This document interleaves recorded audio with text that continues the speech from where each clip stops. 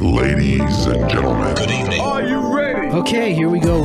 You're listening to the Deal Room Podcast. Join us as we bring you the inside scoop on business sales and acquisitions. Get across trends in the area and hear the industry's best recount their real-life tips, traps, and experiences. Now, here's your host, Joanna Oakey. Hi, it's Joanna Oakey here. Welcome back to the Deal Room Podcast, a podcast proudly brought to you by our commercial legal practice, Aspect Legal. Now, today we are back for part 2 of our 2-part series, all about acquisitions for growth of a business. And so if you didn't listen to part 1 was all about why 77% of all acquisitions fail and how not to be one of them. But in this episode, part 2, we're trying to provide a more uplifting approach to this discussion. We're talking about how it is that you can be the 1 in 4 acquisitions that are a rip-roaring success. And in order to continue talking about this, we have the very, very knowledgeable Marc Johnstone from Sherlaw's Group to give his insights and case studies as to how acquisition through growth can fuel your organisation, but how to do it in a way that leads to a success rather than a failure. So buckle in for part 2 of our series. Here we go with Marc. Marc, I just want to say a massive thank you for coming back onto the Deal Room Podcast today for part 2 of our 2-part episode, all about acquisitions for growth. Welcome back. Thank you for having me. Oh, my absolute pleasure. Now, I'm an optimist at heart, so I couldn't leave it at our part 1, why 3/4 of acquisitions fail. I felt we needed to round it off with this part 2, how to make it a roaring success. A good news story. A good news story. I like the good news stories. I just feel like maybe we've depressed all of our audience who are off for acquisitions by our last episode. Let's do the upbeat version and let's talk about what it is that businesses can do to make an acquisition a success and what it is that they should look for when they're acquiring. Yeah, great. And thank you. Firstly, as we discussed in the first half, firstly, tap into why you're acquiring and really get clear as a business, as when you're looking at other businesses, as to what you're trying to achieve from that, why you're doing it, and then look for aligned values in that company as well. So if you get really clear on the why we're doing this and what it's going to achieve, we can then create that success. So often we talk when looking to acquire is we actually say, well, let's take off your management hat and your employee hat and put your shareholder hat on and actually say, well, ultimately we're acquiring a business to create share price growth. So let's look at how do we actually, one of the key contexts is this going to actually create the right amount of share price growth? And you get share price growth from having, managing risk and reward. So what we often talk about is what would you do if you had a blank whiteboard?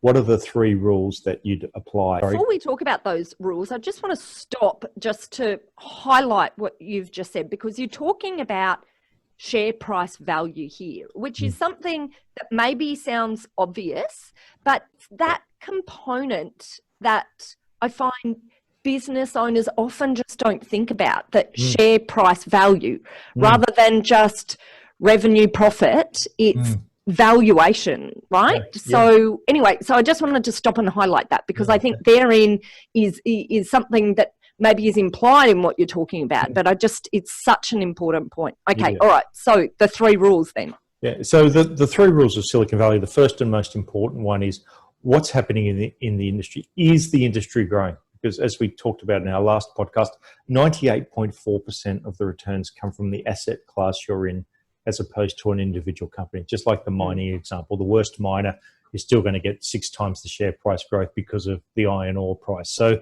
the critical thing is to sit there and say, well, what industry are they in and what industry are we in? And if we're going to invest in an acquiring company, if we're going to acquire a business, let's make sure that there is growth in that industry. So the Maloney family built a very successful mining services business servicing the mining sector, and were able to sell out at an $800 million return purely because they'd picked a hyper-growth market. So if we're looking to acquire a company, firstly, we want to look at the company itself and make sure there are a whole bunch of things that are in that company that satisfy our due diligence processes. But most importantly, it needs to be in a growth industry, because if that industry is in decline, where it doesn't matter how well run the business is or how well run our approach is to the acquisition, ultimately we won't get the returns. So the golden rule is pick a growth industry, because that rising tide will lift all the boats and significantly de-risk the returns when you're deploying your capital. Because for most of us, when we're in the SME sector, we don't have tens of millions of dollars sitting in the bank. We've got a limited amount of capital, which we want to deploy wisely with as less risk as possible. So the first rule is to identify a growth industry. Sorry, and can I pause there? Quick question. How is it that business owners who've never thought about this before, never thought about looking at different industries and growth trajectories and trends, are there some simple tips that you can suggest for them as to how they work out what their industry looks like in terms of, trends, growth? Yeah, look, absolutely. And firstly is understanding, what business they're in themselves and what industry they're in. And, the oldest example is Union Pacific, were the largest company in the world in 1900. And they thought they were in railways because they built railways across the United States and piggybacked the growth of the United States. So they thought they were in railways. And a growth market happened right under their nose in 1904. Something called air travel was invented by the Wright brothers because they flew an airplane. And then in 1909, Henry Ford invented mass production of the Ford motor car. So they thought they were in railways. So they just looked at these other sectors and said, or these other businesses and said, well, they're doing their own thing. If they knew they were in transport, what they would have done is bought Ford Motor Company very cheaply and bought the Wright brothers. It's why Yahoo tried to buy Google for $3 million. So Google wanted $5 million from Yahoo. Yahoo offered them $3 million, and Google said no, and the rest is history. So when understanding, so what you look for are related industries. The newspaper industry is a really good one. It's in decline, and as a result, what that means is because they thought they were in printing, not content. And now we look back 20 years after the internet revolution and think, well, how could they not know they were in digital content? But 20 years ago, the management teams had grown up on the printers, et cetera, et cetera. Rupert Murdoch famously worked on the printing presses in 1948. So what we see in industries and businesses is a narrow blinkered approach of we're in widgets or we're in this. And if you're a hammer, everything's a nail.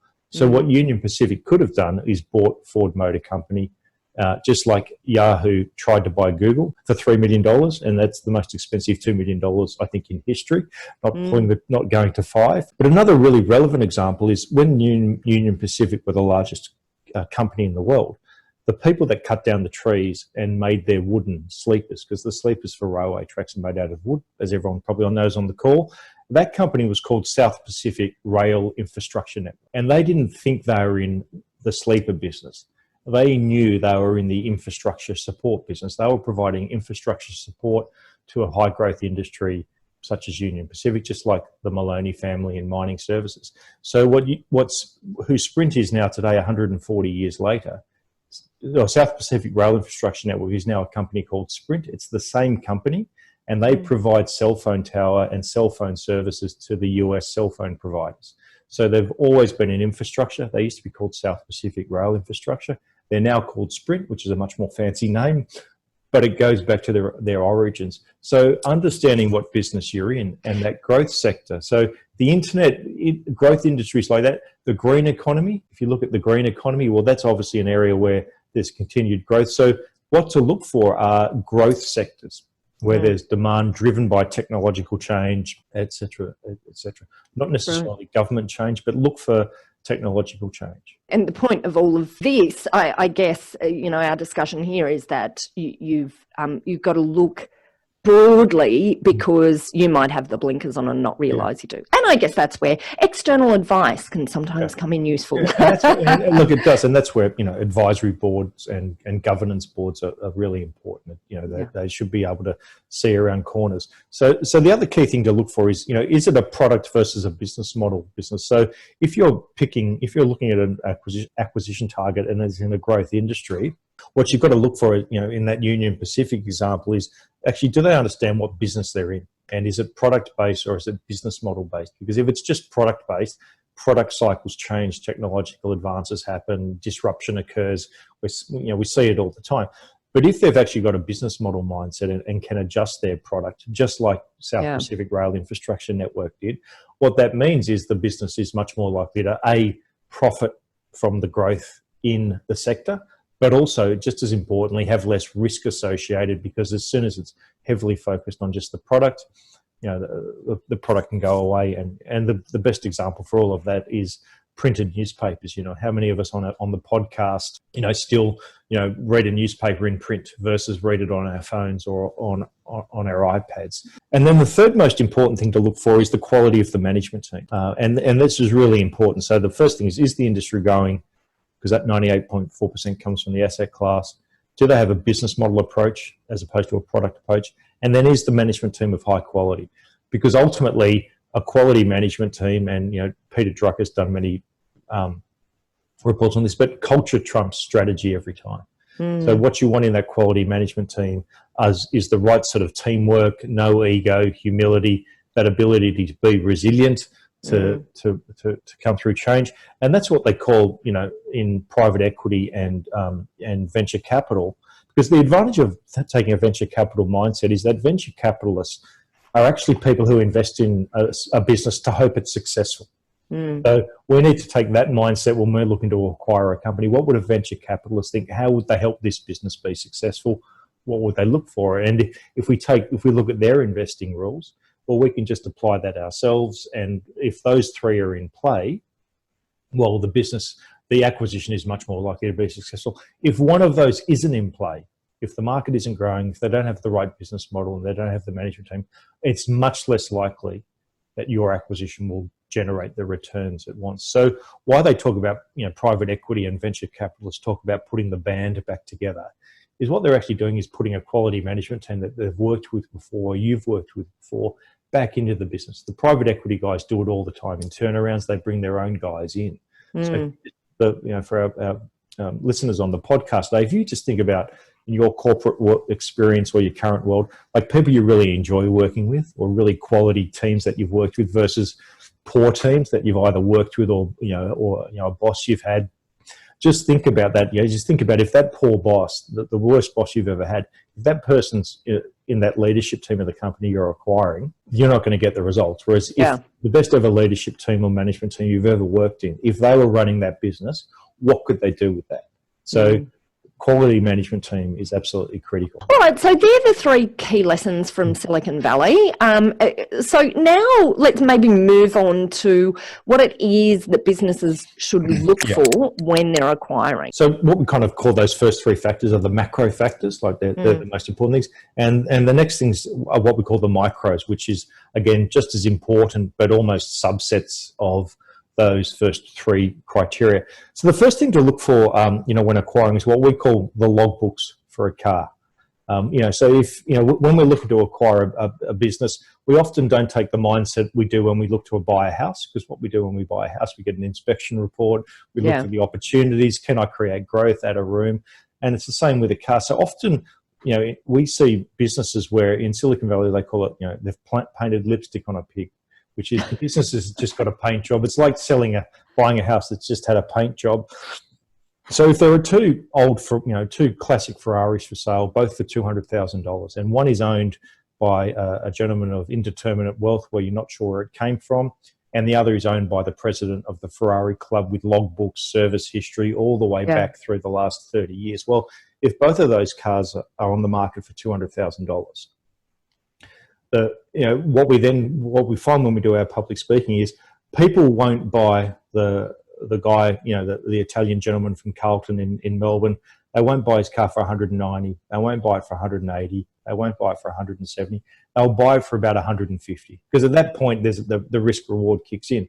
So what we talk about is, if you don't have logbooks in your business and talk about how you adjusted with failure and have that depth of management reporting, what you're leaving is 25% on the table. So as an acquirer, what you want with that logbooks or the inspection report is it shows that the business has been well run. And what are we looking for in these logbooks? So let's break it down. Yeah, so what we're looking for are org charts, functional charts, how they grow the business, source-based KPIs.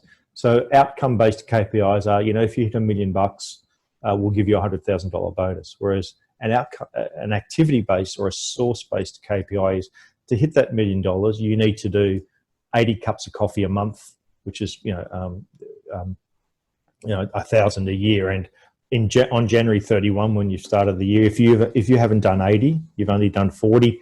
There's performance management, etc. So what source-based KPIs or activity-based KPIs is they give you certainty. So we're looking for org charts, functional charts. We're looking for board minutes, like monthly board meetings. We're looking for action items that have actually been acted upon.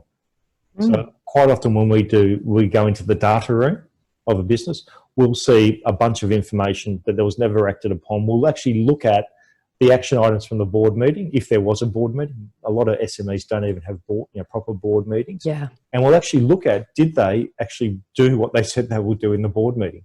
And the next board meeting, 3 months' time, did they discuss that? And if they haven't, well, we know it's just nice to haves, but they're not actually running the business properly with governance. Yeah. The other thing we look for is when's the data room populated. So a really good trick for any due diligence or anyone looking to acquire a company is look at when the documents were saved. Because most people know that they need this information. So what we love to see is a data room populated quickly in advance. So if we give them a deadline of midnight on Wednesday the 15th, we actually like to see it populated a week before with documents that are 3 years old. Yeah. Board meeting from 2014. Because they're organised, they've got it at their tips. Whereas if it's if all the documents are saved, 11:59 p.m., a document purportedly from 3 years ago was saved yesterday or last night, that just is a massive red flag that you're going to get the results. So actually, and it's just like, it's like buying a house or an asset, right? The less risk in that asset or the house, that's why we have inspection reports, the more valuable it is, because when acquiring a business, it's not just about upside, but it's about managing that risk. So, we look for logbooks. Yep. They have those logbooks. Logbooks. And then the second one is management team quality. So how have they dealt with failure? Is there resilience? So what we look for in the data room, as we discussed quickly on our last podcast, was what failures have they dealt with and how did they deal with it? Because what we want to see is a ratio of about 80% success, but also, the odd failure along the way, and they dealt with it, they pivoted, they evolved. Because if they've said that they've never had a mistake, they're either lucky or lying, and both are uninvestable. Yeah.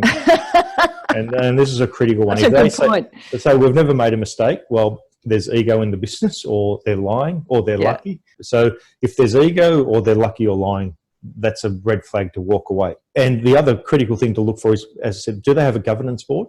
Who's on that governance board, but also an advisory board as well. And advisory boards are very common in the United States and are becoming more common in Australia. And there's certainly something we recommend. And what we look for on an advisory board is typically it's got 4 people, and there's someone in your industry who's done what you're trying to do, which is what we call the grey head credibility. So if you're in construction and you're a $50 million construction firm, what you'd want is someone on your advisory board who's worked at Lend-Lease or built or something, who's done what you're trying to do. Someone else who can open channels or open doors that you couldn't open yourself organically. So that's often what used to be referred to as the Rolodex, that ability to open up doors and reward that person because it creates future growth. So what that means as an investor when we're looking to acquire is they've actually got some future growth in the business. I'm not just buying the business today as it stands. There is growth baked into it via these sorts of opportunities. And that's the point of the acquisition, that there's growth in it, right? Because otherwise, why are you doing it? And if it's just what we call a linear growth, which is just last year plus 10%, plus 10%, 10%, you're better off putting your money in the stock market. Yeah. What we want to look for is that 30% growth minimum to compensate for the risk of an SME, but also otherwise you could actually do it organically yourself. So we absolutely, and the other person we want on the advisory board is someone who's got financial and legal knowledge to help SMEs, because that's often a gap. Often SMEs have grown up with the lawyer that first started advising them, who's cost-based and the accountant who first started advising them who's cost-based and not strategic. So one of the questions we ask is, how long have you had your accountant? How long have you had your lawyer? And if they haven't changed them up, or they haven't, or their lawyer or accountant hasn't grown with them, that tells us that they're probably not getting high-level advice. So what we'd love to see is they've got an accounting firm that's very strategic in nature, that's pushing the CEO to do the right sort of management reports. A lawyer they ring up before they incorporate a company or before they do something, as opposed to doing it and then going, oh, we might have made a mistake. How do we waste time and energy to fix this? Fix it, As opposed to, so actually, what's the skill sets they're getting? And then what we call a maverick on the advisory board, someone who's actually scaled a business in another industry. I love it, maverick. And we give it that frame. We give it that name. I don't think we have to pay copyright to Tom Cruise. I'm sure we don't. But that maverick often asks the question that golden question. They go against the grain. It's that angel's advocate. It's not devil's advocate. They're an angel's advocate. So if they've got that advisory board and that governance board, they're a massive tick. That's a massive green flag. It should give you the confidence. The other key thing is timing. So as we've talked about in the first podcast, when you're looking at your returns and your modelling, just double the time it's going to take and halve the upside to make sure you've got enough wiggle room. Because if the returns are dependent upon actually hitting the agreed numbers, you won't hit them. And then the other key thing is buy or build, which is what we call the arbitrage growth, which is, by buying them, does that save you the build time? So often companies will get acquired because a large corporate, buys the team. So also look for what can create that arbitrage growth so that you can actually get that compound growth from them by buying them to get that return. And sorry, that's one of my favourite components of acquisitions, and that's where I see it used really well. Yeah, speed to market is absolutely a great way to do it. And again, the typical two ways are they've got a distribution channel you don't have. They own a channel, or they've got a product that you could put down your channel and create hyper growth. And it might take you 18 months to build the product. You're better off paying a premium for someone who's got that product because you can put it down your channel immediately. So that speed to market context is what we call sort of arbitrage growth, or buy or build. And it makes sense for all parties. It makes sense for the acquirer. It makes sense for the acquisition. And the last thing to think about when looking at is, how do you structure the deal? So often when there's an acquisition, we see 51-49 on the share register, 51% to the acquiring company, 49 earn-ins, earns-outs, all these sorts of things. What that 51 is trying to what it's trying to solve is control. So what we do when looking at a deal is actually separate out the three components, which is what are the income or the revenue components of each deal for the company we're acquiring, and the revenue impacts for us of that acquisition. And that's where we look for hyper growth. And then what's the equity structure? Because the reason, as we said, 51-49 exists is because we need to get that control. So, but often if I could invest in a high growth property company and get 10% equity, but want control, well, I'm never going to be able to do the deal. Yeah. I know there's going to be growth. So what we often say is equity is about fairness and upside. And the mistake with 51 and 49 is it's about control. So the equity structure might be, to come in at 40% now and then 20%, buying it over time. What that allows you to do by getting the equity structure right is actually doing what's in both parties' best interests. Because as soon as it's one party's best interest and not another, that's where we get the failure rates, because you've just got human beings that don't feel respected. So why we talk about separating out control is because if you separate out control, it can allow you to do a clean equity deal. So things like, power of veto or right of first refusal, or those sorts of things for a defined period, typically 3 years after acquisition, or those sorts of things, tends to solve the problems, because most entrepreneurs, both from the acquirer but also the target acquisition company, we're all entrepreneurs, and we're really happy to have revenue share conversations and equity conversations, and we'll merge this together. We'll go into a new co and we'll bring 60 and 40, and that'll, if my share price is $1 and yours is $1, and we can both get it to $3 by merging, and the deal's 60-40, well, we do that every day of the week. What stops it is control and emotions. So by actually separating out the control, and this is really important for, if someone ever, has an internal staff succession, like it's always control. That's the issue and the sticking point. So actually separating out control processes around rights of first refusal, power of veto, 3 years, et cetera, and articulating those up front and putting those into the agreement means you can also, most importantly, initiate the transaction or complete the transaction much faster, which means it doesn't get into the opportunity cost, because as soon as we're arguing over things, that means the acquiring company's burning time and energy, and the acquisition target is also doing that. And both, that's right. And most importantly, if they're not, if they're spending 10 days a month over 9 months, not focusing on their core underlying business, but actually trying to manage a transaction, well, that's a significant amount of, of energy that distracted, and a significant diminution in value. Which is one of the major complaints acquisition targets have. They go into exclusive negotiating periods and all these sorts of things, and they burn just a heap of time. So by actually articulating control separately and having separate agreements around that, it allows you to create the transaction much faster, which means everyone gets the uplift because everyone's focused in going the same way. And most importantly, where that control directly links back to is that linkage back to culture, and are they the right fit? Because it should feel right. I saw someone interviewed the other day, and they said they know they've done a good deal when both parties walk away unhappy. Because there's friction, and our approach is different. Like maybe a bit old-fashioned, but our definition of fairness, is not necessarily 50-50, but a deal will work when both parties feel energized from it.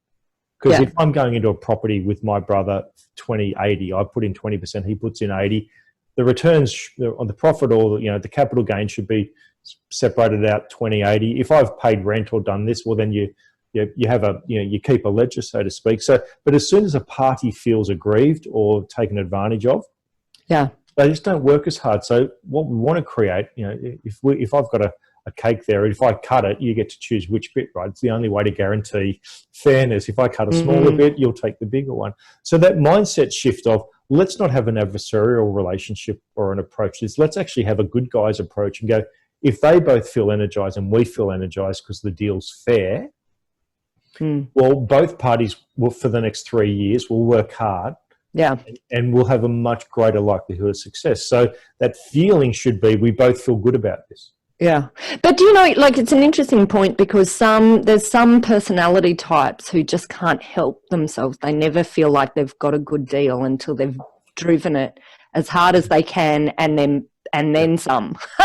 And then they feel like that's the only way they feel that they've achieved a good deal. So it is a mindset shift. And look, and this is supposed to be the good news story. Let's because those sorts. I think we've all dealt with narcissists and control freaks. In business, we all do. And I don't think we need to get into psychoanalysis, but certainly, why we talk about control up front as a part of that is because as soon as, if we're advising a company, if in the target company, if we see that control freak or those control issues or those ego issues, that's just a massive red flag for us. What we want to see is humble leaders with good staff retention and a well-running, a business is an ecosystem of humans. And, when we do buy-side DD, if we'll walk the factory floor or walk the trading room floor with the CEO, we don't just accept they've got good numbers and the staff love them and all those sorts of things, because no one ever fills out a survey monkey going, I hate my boss. But when we walk the factory floor or the trading room floor or if it's an accounting firm, the floor, and if the staff are coming up to that CEO and saying hi to each other, and the energy's there, because can't lie about energy. So if the energy there, we're like tick.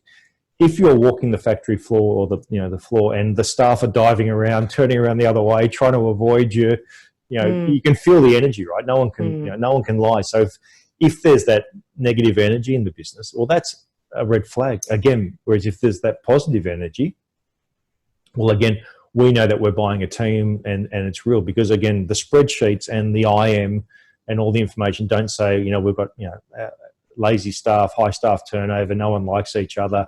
It doesn't say that. Whereas, walking the floor, paying a visit to them, it tells you everything, right? It does. And it's interesting that the negotiation process can sometimes act as the filter. And this is where I think businesses need to be careful about who they're using as their deal team as well, because sometimes the deal team can step in and create an atmosphere that really sets everything off on the wrong foot. And if it doesn't kill the deal, then it can create issues that will continue to come up in the deal. So I think this is where some of the importance is about the members of your deal team as well. Yeah, and that's, so many, we've all got those terrible stories of, at the 11th hour, it just goes pear-shaped because someone, said something in a certain way that they shouldn't have done, and there's frustration and all those sorts of real emotions. It goes of the advisors sometimes as well. Absolutely. It can be a real problem. And again, often the target acquisition company get frustrated because they're like, you didn't set the expectations as a deal team that I would have to spend this much time, provide this much information. If you tell a target acquisition target that that it's going to cost them, or they're going to have to spend this amount of time, do these things, you have to deliver on that. As soon as you go above and beyond that, the literal term is, I've had it up to here with these guys. They just keep on asking for more information. I'm done.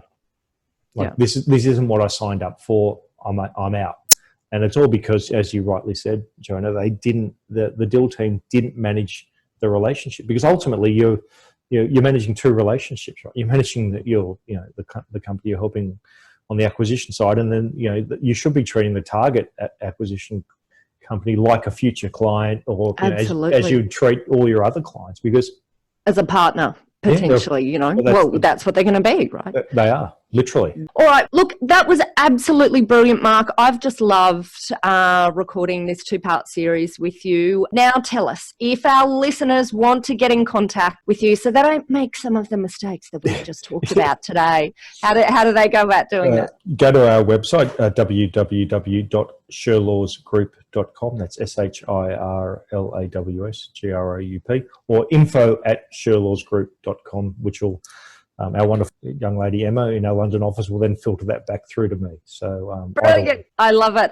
And of course, if you missed that because you are running along the beach, which you're allowed to do right now, or in your commute to work, if you're back at your work, then just check out the show notes, because we have the links all there. Mark, I just want to say a massive thank you. I enjoyed it. Thanks. Well, that's it for this episode of the Deal Room podcast, all about how to make your acquisition a success and beat the odds. Now, if you'd like more information about this topic, then just head over to our website at thedealroompodcast.com, where you'll be able to download a transcript of this podcast episode if you're someone who just loves to look at the transcript of a podcast episode rather than just listening to it. On that website, you'll also find details of how to contact the fabulous Marc Johnstone at Shirlaw's Group if you would like some assistance with the strategy of growth for your organisation, and in working through the concept of how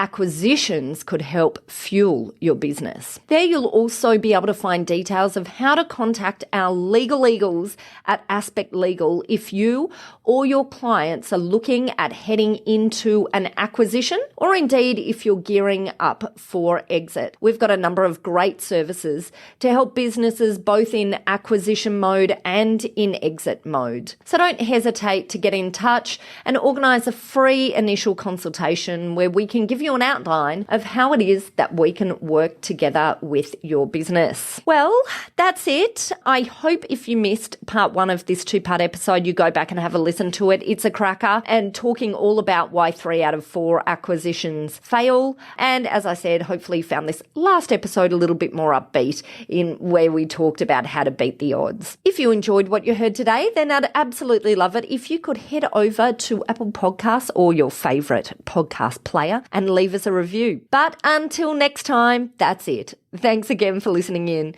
You've been listening to Joanna Oakey and the Deal Room podcast, a podcast proudly brought to you by our commercial legal practice, Aspect Legal. See you next time.